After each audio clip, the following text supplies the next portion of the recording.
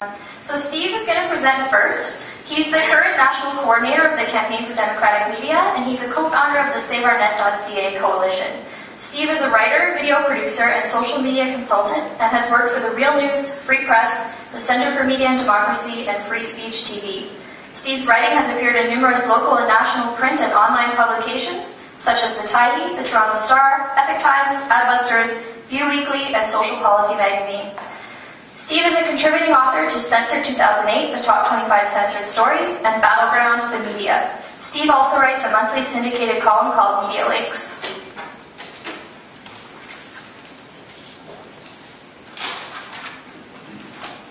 Can everyone hear me okay? Yeah. Thanks a lot for coming to the Vancouver Open Internet Town Hall meeting. We've had a couple of these already in Toronto and Ottawa, and it looks like it's catching on. Over the last week, I've had people contact me from Quebec, Nova Scotia, Saskatchewan, Manitoba, and Edmonton to ask me how they can hold their own Open Internet Town Hall. So it's interesting. It's kind of a similar situation in Change Camp, which started in Toronto, and then people here in Ottawa thought, hey, why don't we do it? And then here we are. And I'd really like to thank Riley from the SFU Center for Dialogue for facilitating this. It's wonderful. Thanks. So it's quite fitting that we're at Change Camp because these town halls are great examples of citizens coming together to make change and inviting government to come along with us. And it's working. A little over a year ago, most Canadians didn't know what net neutrality was, and they didn't know we were falling behind on internet speed, cost, and access. Now we have the CRTC looking into net neutrality. Over 12,000 people sent them comments about it. The NDP has put forward a net neutrality bill, and just this week, the Liberals declared support for net neutrality and put the Conservatives to task for it. And all the parties now agree that we need a national digital strategy. So just over a year ago, none of this was going on. And I think it's directly because people actually got involved in the issue that things are happening. So it's an exciting time to have this discussion about the future of the internet and what it means to society and how we can reinvigorate our innovation economy. So I'll hand it off to Riley in the discussion. Okay, so our next presenter is Jacob Glick. He's right over there. He's Google's Canada Policy Council. He's part of the global policy team, working with academics, civil society, industry, and government to keep the internet open and super. Jacob studied political science and law at the University of Toronto. Prior to joining Google, he was General Counsel and Director of Policy Development at the Canadian Internet Registration Authority, so he knows a lot about this. Jacob enjoys Mel Brooks movies, which we're glad to hear, and biking along the Ottawa River Parkway. As of April, he's a first-time dad.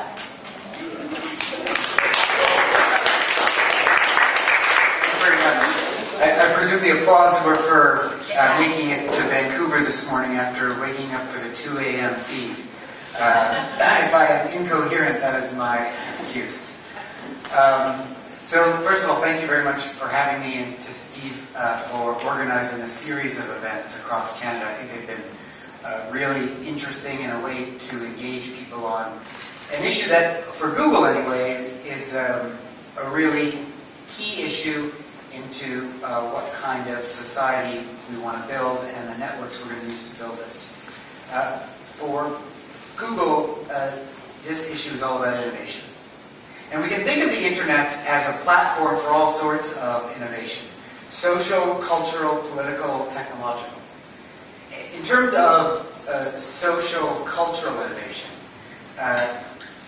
that's where we talk about some of the things that Steve's video focused on. That is that the end-to-end nature of the internet, that is where data is more or less transmitted over the network without interference from the intermediate parts, and that the intelligence is built into the applications at the end of the network, has facilitated a tremendous explosion in cultural speech, in speech.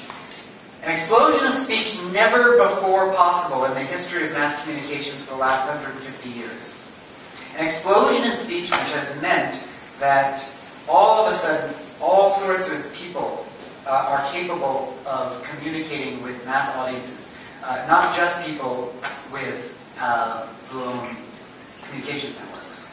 So that matters. That's important. That's an important kind of innovation that the internet facilitates and that we need to protect. And of course, the other part of it is technological innovation. The open standards, open networks, open source have allowed companies to, with very little resources, to develop products that simply work online, for which they need to ask nobody's permission. And that can all of a sudden, within a matter of days, months, sometimes years if they move slowly, become global phenomenon. And the capacity for that kind of innovation technologically also differentiates the internet from all sorts of other telecommunications networks. And it's that capacity that we also are looking to preserve. I had an example that I wanted to talk about, but I don't want to take up too much more time, so maybe during the questions we can talk about it a little bit, but I want to make sure that everyone gets a chance. So we have about a half an hour left for the town hall, so I'm going to ask the presenters to save some of their wisdom for the Q&A period and the discussion period. That'll be a good time to share things that you don't really get to say in your first bit here. So the next person who's going to speak is Rocky Goodrow. He's the CEO of Tech Savvy Solutions, which is based in Chatham, Ontario. Rocky is considered a hero to many who believe in the importance of the open internet, both for his open internet offerings and for Rocky's weigh-in on telecom policy issues, even taking on the biggest telecom carriers in the country. In May 2008, Rocky even went so far as to bus most of his employees to Parliament Hill to rally for net neutrality.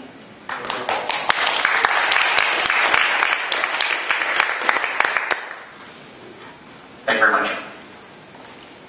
I was going to talk about a variety of different things, obviously timing-wise it's an issue, but I guess reflecting real quick on some of the things that have happened over the last week and a half, basically tagging along with Steve in various different functions.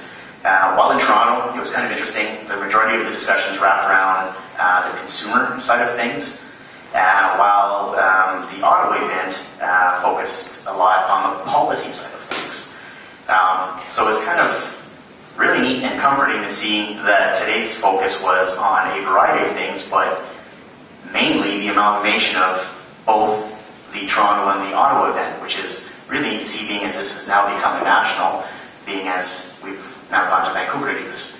So, from an ISP perspective, a competitor perspective, this has a lot of value as it's going to help set the foundation for what's to come.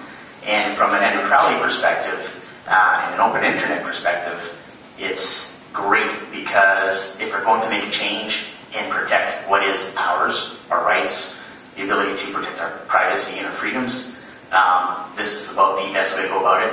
The grassroots approach is probably one of the better approaches at the moment, just being as a lot of the telecoms and cable cos control a lot of the media at the moment. So the internet is very powerful, and as it stands, we're making very good use of it. So I hope this continues, and we'll talk some more later.